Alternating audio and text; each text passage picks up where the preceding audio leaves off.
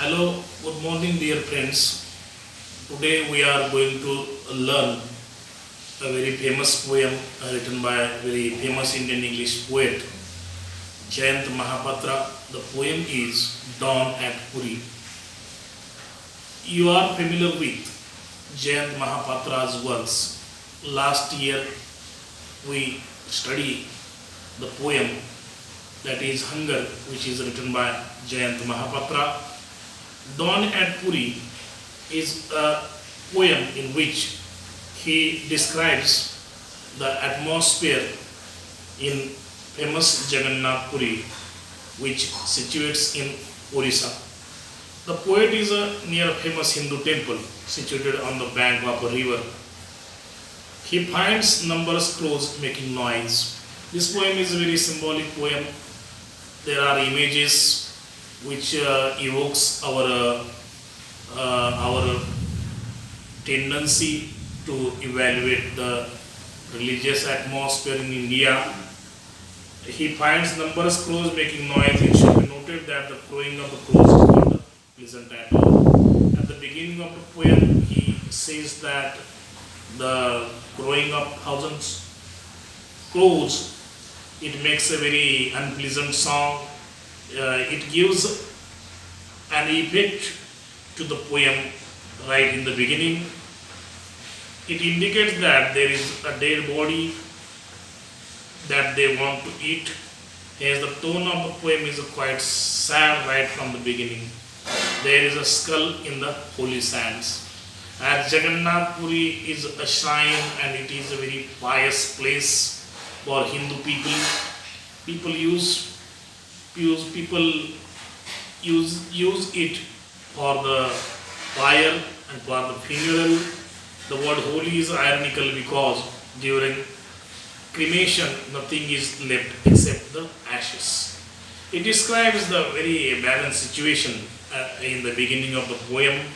It describes all the ashes. However, the presence of the skull symbolizes the hollowness of rites.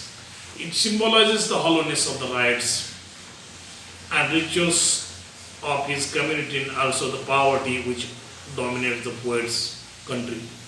As you know that the characteristics of Jayant Mahapatra's poems are that he depicts the poverty in the Indian society. He satirizes the Indianness of the Indian people, particularly he deals with the old people in India. This poem is not exception to this fact. The word holy is ironical and the ashes it is symbolical for the hollowness. The town of Puri here symbolizes the whole country. And this poem is a symbolical poem and the holy town that is Jagannath Puri, it stands for the whole country. As India is a very religious country, people are following religious rituals and traditions throughout the year.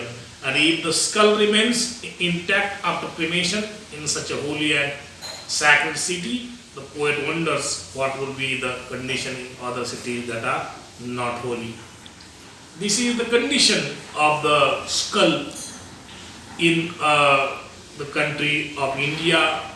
It remains intact and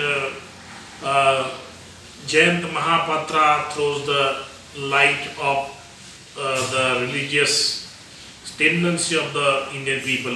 In stanza number second, in the stanza second, the poet takes his attention toward the white-clad widowed women. There are white-clad or white attired women.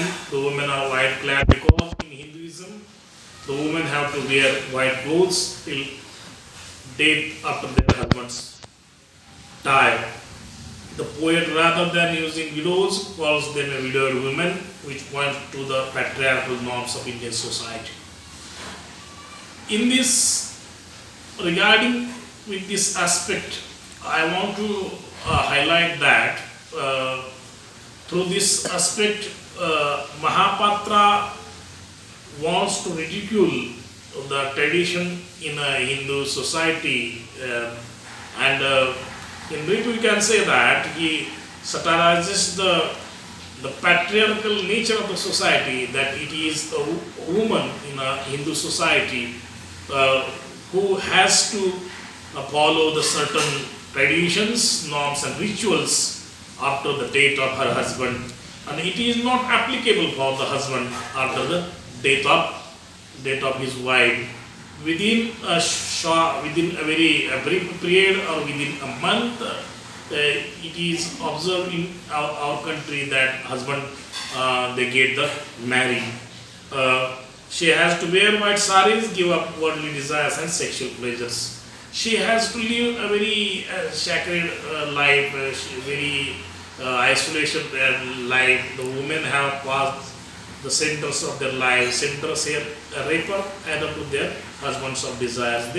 They have passed the centers of their life. Whatever may be the exact meaning, they are now without something which was their center, the purpose of their lives. Jayant Mahapatra wants to focus that the life of the woman is a barren and there is no interest remain in the life of the woman. They have to become selfless and make their husbands the centers of their lives, and thus without them they are without identity and purpose. He attacks on this tendency of the Hindu people. In stanza 3, the eyes of the widowed woman are described as austere. Austere here means without any desire for worldly pleasure. According to Hindu tradition, they have to abandon the worldly desires and materialism through their life. Jayant Mahapatra attacks on such type of tendency in Indian society. In stanza number 4, we highlight some aspects of the poem.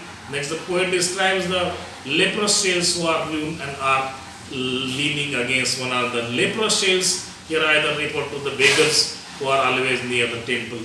There are description of the beggars who usually gather near the temple. Through the description of the beggars, poet wants to highlight the poverty in our country, and he attacks such type of culture in our country. In stanza 5, suddenly the poet's thoughtfulness is interrupted by the smoking place of sullen solitary fire. The dead body is joyless and alone though being cremated in the holy land. The poet, in the stanza 6, the poet memorizes his mother's last wish, that was to be cremated here. I think the second last line continues from the smoky place of sullen solitary fire. He expresses his mother's desire to be burned there, and it highlights the Indian people's tendency towards the religion. They are very religious people and they superstitiously believe in the concept of religion. To conclude the discussion of the poem, we can say that Mahapatra focuses on aspects of Indian society in which the Puri is a major symbol, the symbol of the skull and symbol of the fire and the symbol of the shales and other symbol of the barren land. It shows the futility of the Indian people.